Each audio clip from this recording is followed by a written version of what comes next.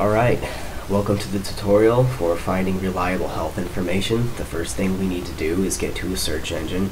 I prefer Google because it is nice and clean, doesn't have a whole lot of images, doesn't have a lot of advertisements. It's going to get you where you want to be quickly with a lot of hassle. So right here we're going to search for a certain type of health information. Let's search for diabetes and see what comes up.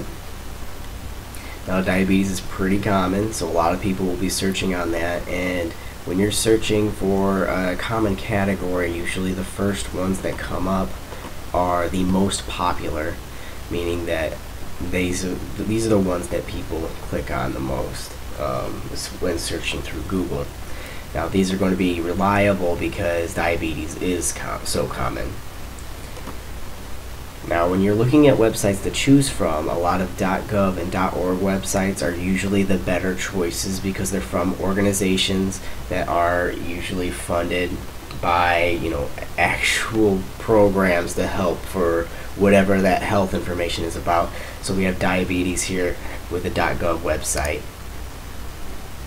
and it's not working. And there it goes. Refresh. Right here you can see it's the United States National Library of Medicine. To give you information, Adam Medical Encyclopedia. Gives you all the information about diabetes, in general. You can scroll through, see there's references to the information that is supplied, copyright information, dates that it was last updated or reviewed. This is all stuff that indicates that it's reliable information. If it doesn't have references, doesn't have copyright information, doesn't have dates in which it was last reviewed or updated or when it was submitted, it's usually not going to be as reliable because you can't reference back to it. In terms of other websites, there are newspaper articles which will also have references and the author, and you can search through everything that the article has to offer just like any other website, and if there are references and there are dates, it is still going to be more reliable than if not. Now, when you're searching for other websites, there are many websites like WebMD which can be very reliable. You can search for articles here where it'll have the same type of information, where it is released by people with references and their dates and everything that was categorized with the previous websites that I showed you. And there was also Mayo Clinic,